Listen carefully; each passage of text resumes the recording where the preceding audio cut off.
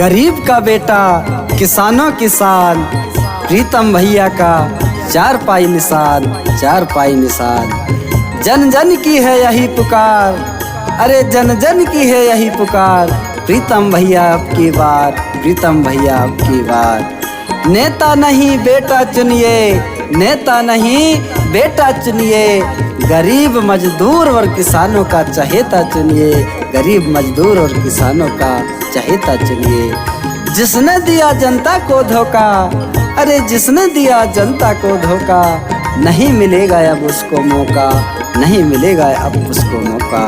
भाइयों बहनों, प्रेम मतदाता बंधुओं, विधानसभा क्षेत्र केवलारी 116 के विधायक प्रत्याशी, गरीब का बेटा किसानों की शान, शिक्षित कर्मठ जुझारू मिलनसार, गोंडवाना आंदोलन के सच्चे सिपाही, जन जन के सुख दुख के साथी, सरल स्वभाव के धनी, प्रीतम सिंह उइके का चुनाव चिन्ह चार पाई खटिया, 9 नंबर की बटन दबाकर प्रचंड बहुमतों से विजय बनावे, विजय बनावे। आन रखना भैया शान रखना रे, खटिया ने शान है ध्यान रखना रे।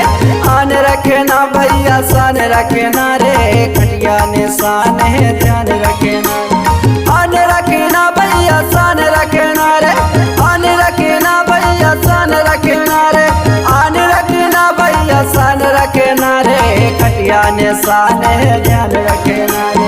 आन रखना भैया शान रखना रे, प्रीतम से के का ध्यान रखना। देना देना है भैया हो चार पाई खटिया ने शान, वोट देना है, वोट देना है भैया हो चार पाई खटिया ने शान, वोट देना है। भैया ला देना है, भाभी ला देना है, भैया ला देना है, भाभी ला देना है, प्रीतम उइके को जिताना है, वोट देना है भैया हो चार पाई खटिया ने शान, वोट देना है, वोट देना है भैया हो चार पाई खटिया ने शान, वोट देना है। हौसले हैं बुलंद बस आपका साथ चाहिए, हौसले हैं बुलंद बस आपका साथ चाहिए, परिवर्तन लाने के लिए आपका विश्वास चाहिए, विश्वास चाहिए। बस ऐसी ही आशा और उम्मीद के साथ चल पड़े हैं विकास की गंगा को बहाने। हे मतदाता बंधुओं, आगामी 17 नवंबर 2023 को होने वाले विधानसभा चुनाव में विधानसभा केवलारी क्षेत्र क्रमांक 116 से विधायक प्रत्याशी निडर शिक्षित, आपके हितों की रक्षा में तत्पर, आप और हम सबके चहेते अनुभवी उम्मीदवार प्रीतम सिंह उइके, जिनका चुनाव चिन्ह चार पाई खटिया, चार पाई छाप पर बटन दबाकर भारी मतों से विजय बनाए। सामान्य मतदाता बंधुओं, माताओं एवं बहनों, आपके क्षेत्र के हर समस्याओं से लड़ने के लिए हमेशा तैयार रहने वाले सभी लोगों की हक की लड़ाई लड़ने के लिए सबसे आगे की पंक्ति में खड़े होने वाले और जरूरत पड़ने पर प्रशासन के सामने जनता की आवाज उठाने वाले कर्मठ जुझारू जनता की आवाज विधायक पद हेतु उम्मीदवार प्रीतम सिंह उइके, जिनका चुनाव चिन्ह चार पाई। तो आइए मतदाता बंधुओं, चार पाई छाप 9 नंबर की बटन दबाकर प्रचंड बहुमतों से विजय बनाए, विजय बनाए। आन रखना भैया शान रखना रे, खटिया ने शान है ध्यान रखना रे। आन रखना भैया शान रखना रे, खटिया ने शान है ध्यान रखना। आन रखना भैया शान रखना रे, आन रखना भैया शान रखना रे, आन रखना भैया शान रखना रे, खटिया ने शान है ध्यान रखना रे। आन रखना भैया शान रखना रे, प्रीतम से के का ध्यान रखना। देना देना है भैया हो चार पाई खटिया निशान। वोट देना है, वोट देना है भैया हो चार पाई खटिया निशान। वोट देना है भैया ला देना है, भाभी ला देना है, भैया ला देना है, भाभी ला देना है, प्रीतम के को जिताना है। वोट देना है भैया हो चार पाई खटिया निशान। वोट देना है, वोट देना है भैया हो चार पाई खटिया निशान। वोट देना है।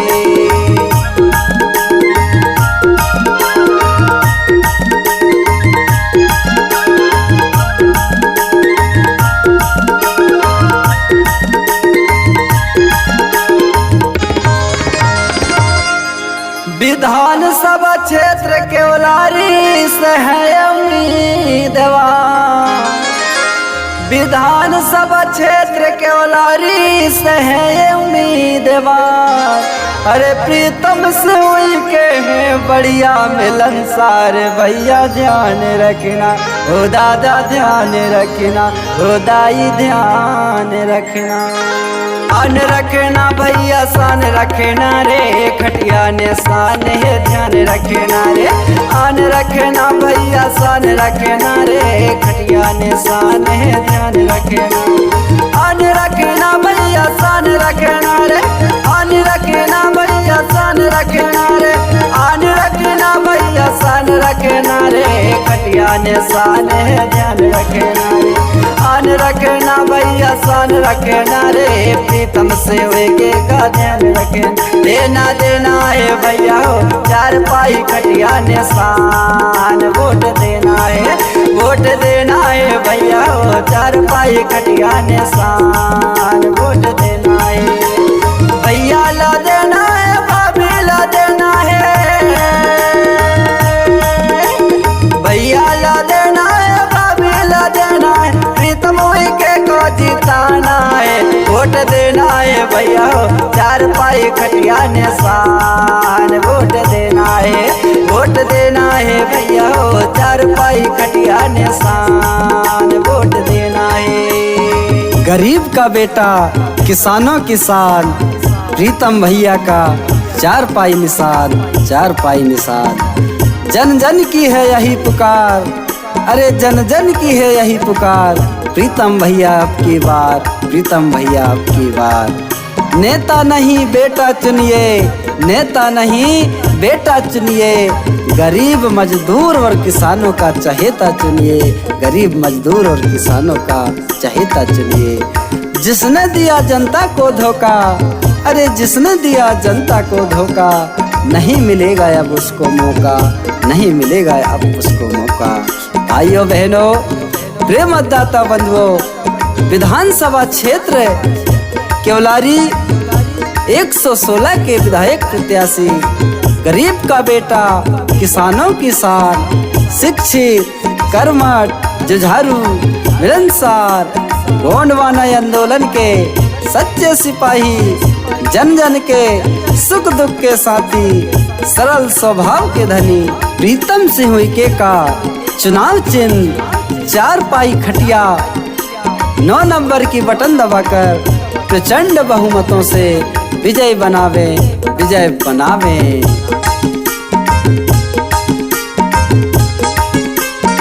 प्रीतम सिंह उइके का चुनाव चिन्ह चार पाई खटिया 9 नंबर की बटन दबाकर प्रचंड बहुमतों से विजय बनावे, विजय बनावे। प्रीतम सिंह उइके का चुनाव चिन्ह चार पाई खटिया 9 नंबर की बटन दबाकर प्रचंड बहुमतों से विजय बनावे, विजय बनावे।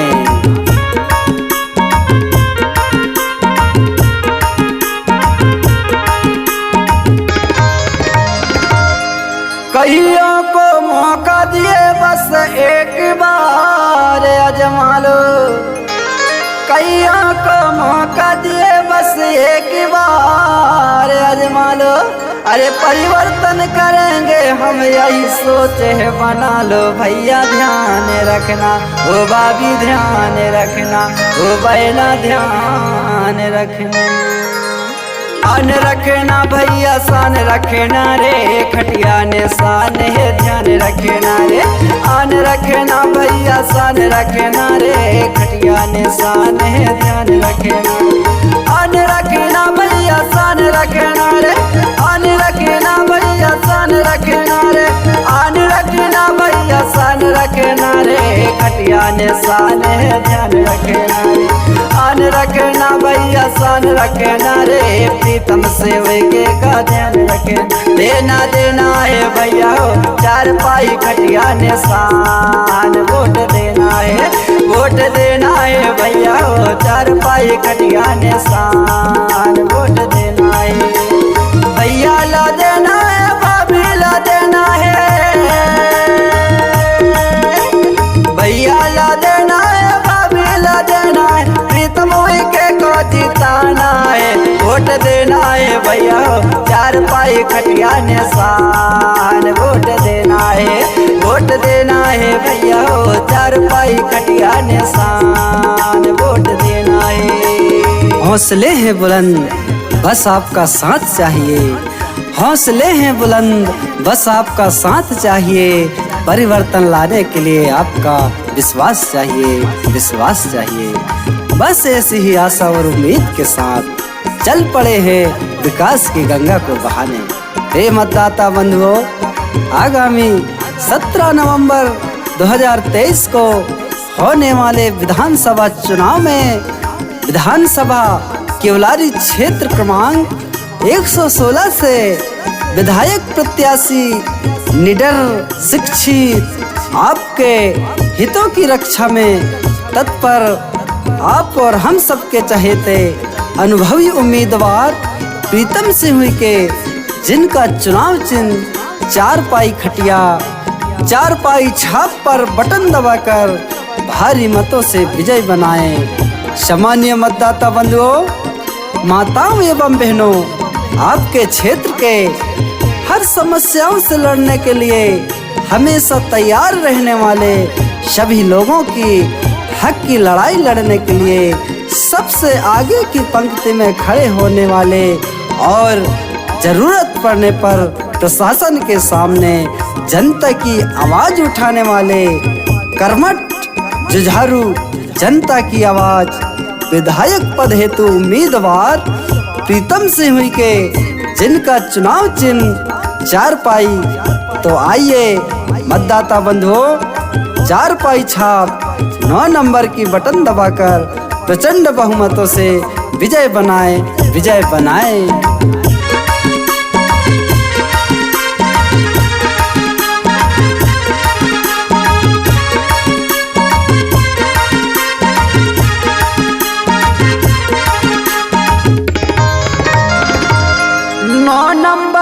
बटन दबाना भैया भूल न जाना। 9 नंबर की बटन दबाना भैया भूल न जाना। अरे गांव नगर और गली शहर में विकास की गंगा बहाना। भैया ध्यान रखना, ओ बहना ध्यान रखना, ओ काका ध्यान रखना। आन रखना भैया शान रखना रे, खटिया ने शान है ध्यान रखना रे। आन रखना भैया शान रखना रे, खटिया ने शान है ध्यान रखना।